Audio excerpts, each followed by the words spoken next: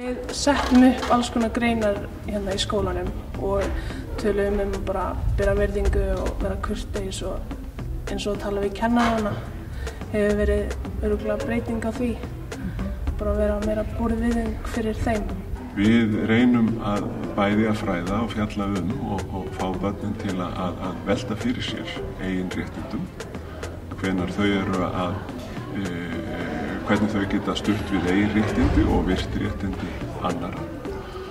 Og síðan eru gerðar formlegar úttektir á starfinu og aðstæðum til þess að tryggja að allt gangi nú eins og vonir stóðu til.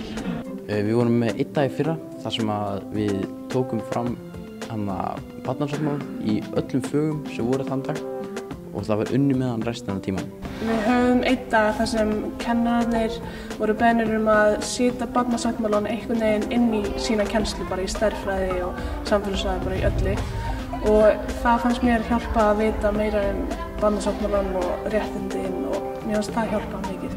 Sko í mínum huga þá þetta bara áframhaldandi frá skólanum, þegar frístundin kemur í beinu framhaldi af skóla, það að vinna, svona með þetta reynslunám, að kenna þeim bara réttind sín með reynslu, þess vegna erum við með kannanir, þess vegna erum við með þessar kosningar sem við erum með, þau fá áhrif á það sem við erum að gera og þannig það að læra, það er þeirra réttindi. Við erum búin að gera ýmislegt síðastliðin 2 ár. Bæði erum við náttúrulega búin að vinna markvisst að því að kynna barnasáttmálann í bara skólasamfélaginu og svo erum við búin að taka úttektir á þekkingu, starfsfólk og barna á barnasáttmálanum og við erum búin að taka líka svona úttektir. Við höfum verið að hengja upp plaggöt, svo höfum við líka verið að gera verkefni og mér finnst með verkefnum þá erum við að upplýsa þetta meira og krakkarnir þekkja meira réttindi sín.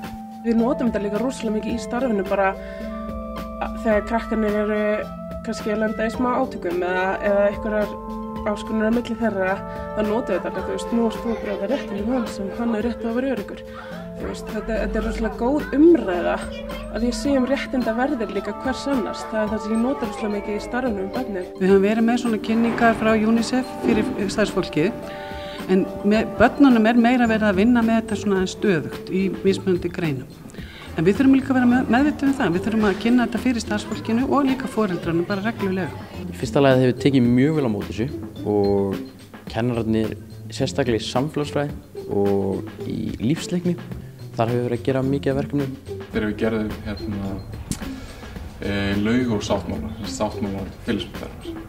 Það var svolítið gaman að þeir fengu bara frelsið til þess að teikna á veggina og brainstorma í byrjun og út úr því kom bara útrúlega flottur sáttmáli sem var upp á veggjunum.